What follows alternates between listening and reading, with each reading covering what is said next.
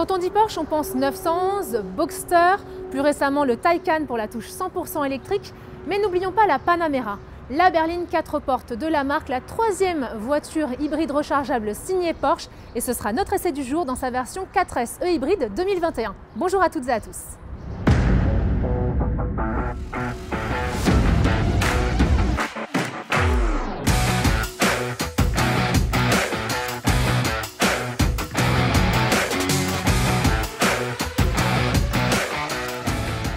Bonjour Thibaut. Bonjour Laura.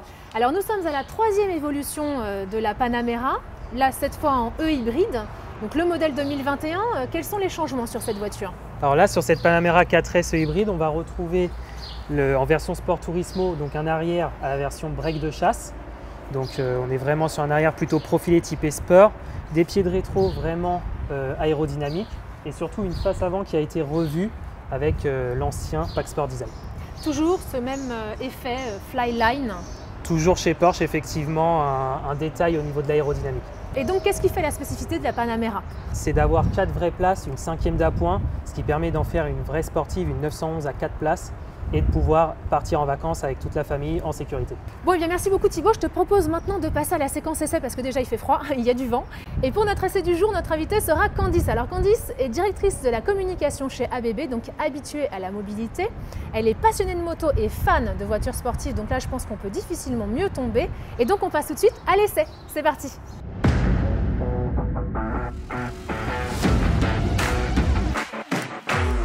Alors Candice, qu'est-ce qui te fait rêver dans une voiture? Je dirais qu'avant tout c'est son look, son design, et puis ensuite je vais aller rechercher finalement le fait qu'elle m'accompagne dans mon quotidien. Et je sais que tu es passionnée de moto. Oui, alors j'ai mon permis moto sans être une pilote, et donc c'est vrai que j'aime bien ressentir des sensations lorsque je vais conduire ma moto ou bien une voiture. Et donc là, je pense qu'on y est. Thibaut, tu valides? Je te laisse prendre le volant Candice et puis on va voir ça. Elle a tout pour me plaire. Très belle, déjà. On se sent tout de suite à l'aise? Moi là je me sens super bien. En plus j'ai pas forcément encore fait tous les réglages nécessaires en termes de hauteur ou autre, mais je me sens très bien assise. Et puis surtout, elle est frappante de beauté là à l'intérieur.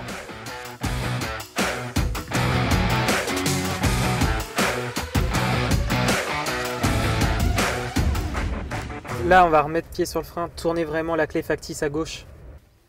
Et là, la voiture elle nous met un petit ready, donc elle est démarrée. Par contre, Panamera hybride, on est tout le temps en 100% électrique, à chaque démarrage. D'accord. Et après, avec le petit bouton là, on bascule en hybride auto, donc c'est le mode classique. Et après, Sport, Sport Plus. On va rester en hybride auto, c'est le mode le plus normal.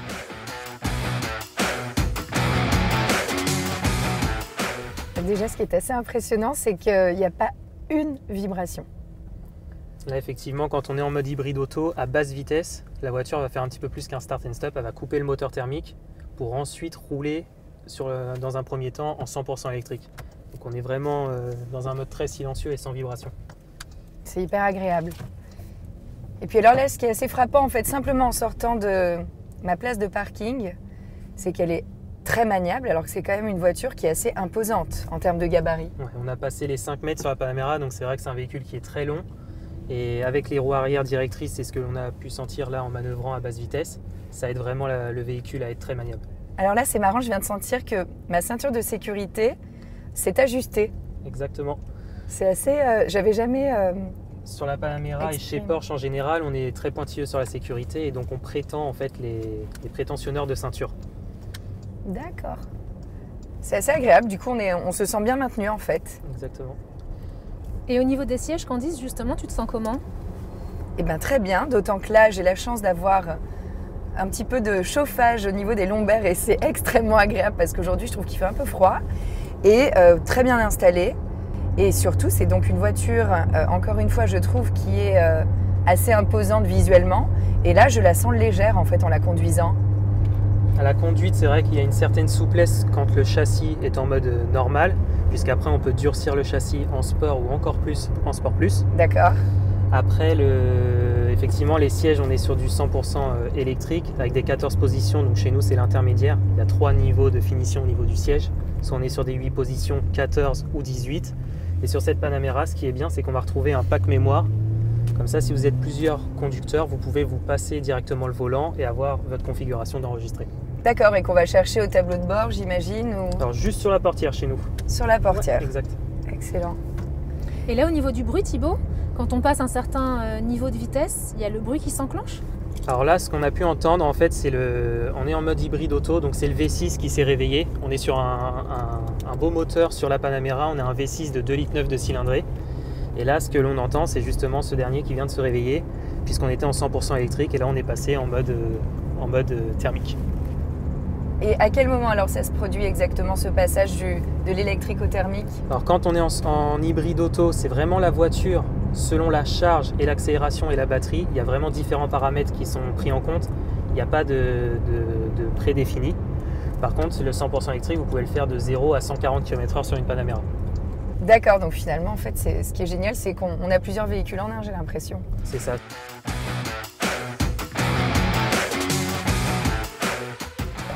Là, au prochain rond-point, je t'invite, si tu souhaites, à tourner le petit bouton juste ici, sur ton volant. Ok. Donc là, en tournant ce petit bouton, justement, tu vas pouvoir passer en Sport ou Sport Plus. Et là, comme tu me parles d'assurance au niveau de la direction, etc., tu vas vraiment sentir le véhicule qui devient plus sportif avec une assiette un petit peu mieux contrôlée. Donc je le fais maintenant ou en roulant? Oui. On peut le faire en roulant? On peut le faire en roulant et à l'arrêt. Moi, je vais le faire maintenant. Donc, ah oui, sport. Donc Sport, tout de suite, ça démarre le moteur, ça nous coupe le start and stop. D'accord. La voiture roule en permanence avec le thermique et l'électrique n'est plus là dans un but de consommation, mais dans un but de performance. D'accord, ok. Bon, eh bien, on se le permet là pour quelques minutes. C'est vrai que la sonorité du moteur, c'est quand même toujours très agréable.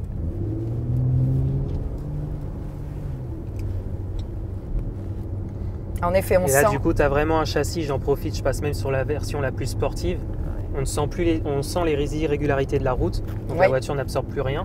Par contre, on a vraiment une sportivité améliorée. Et ce tableau de bord est extraordinaire. Et donc pour revenir au siège arrière et aux places arrière, oui. Il y a vraiment beaucoup de place pour les jambes à l'arrière. Ça, c'est vraiment génial. Donc pour des enfants qui sont grands.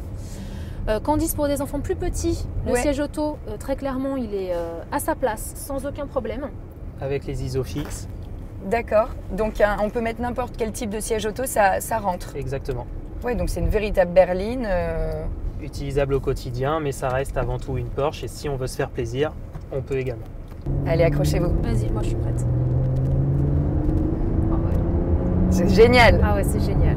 Mais néanmoins, on se sent toujours en sécurité, je trouve. Bon, après, on ne prend pas de risques, mais voilà, je trouve que ce qui est intéressant, c'est de ressentir la performance, ressentir des sensations, sans avoir à prendre justement des risques ou à être finalement en dehors du cadre légal requis.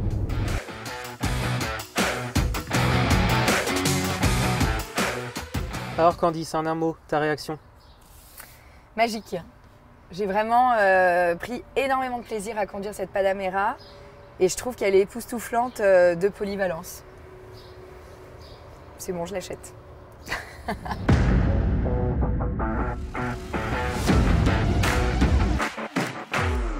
Donc Thibaut, on a relevé sur internet beaucoup de commentaires sur la Panamera. Oui. Nous en avons sélectionné 3, 2 positifs, 1 négatif. Alors côté positif, on parle de l'intégration d'une carte SIM 4G+. Effectivement, d'origine, dans cette Panamera, on va retrouver une carte SIM 4G avec un abonnement qui suffit pour couvrir différentes utilisations, comme le GPS, pour avoir les infotrafics en temps réel, mais également la radio, afin de profiter de la radio numérique, pour en avoir de plus nombreuses et de meilleure qualité. Et ça, c'est très pratique. Deuxième avis, la batterie.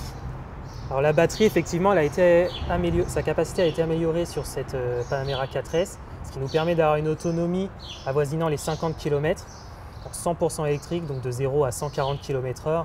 Et ça, pour les trajets quotidiens, c'est parfait. Et enfin, donc côté négatif, on parle d'un écran tactile qui commande tout l'infotainment, qui est très large, peut-être trop large. Alors effectivement, dans l'écran PCM de cette Panamera, on va retrouver beaucoup de fonctionnalités. Certaines qui sont principales à la sécurité peuvent être corrigées avec l'utilisation du pack Sport Chrono, donc directement au volant en tournant un simple bouton. Eh bien, merci beaucoup Thibaut. Alors comme d'habitude dans nos vidéos, on a toujours le petit cadeau de la marque. C'est quoi le truc en plus de l'expert marque de la Panamera? Le petit plus de cette Panamera, ce serait quoi en version Sport Turismo? C'est d'avoir un réel coffre, une habitabilité, donc 4 vraies places pour emmener les amis ou la famille en toute sécurité se faire plaisir. Et avec le coffre arrière, on peut bénéficier de plus de 400 litres de volume utile. Ce volume triple quand on rabat les sièges arrière. Merci beaucoup Thibaut. Alors j'imagine que vous êtes très nombreuses et nombreux à vouloir tester la Panamera 2021. Si vous êtes en région parisienne, rendez-vous dans le centre Porsche à Arpajon. Et si vous êtes au niveau national, au nord, au sud, à l'est, à l'ouest, rendez-vous sur le site internet de Porsche.fr. À très vite pour de nouveaux essais.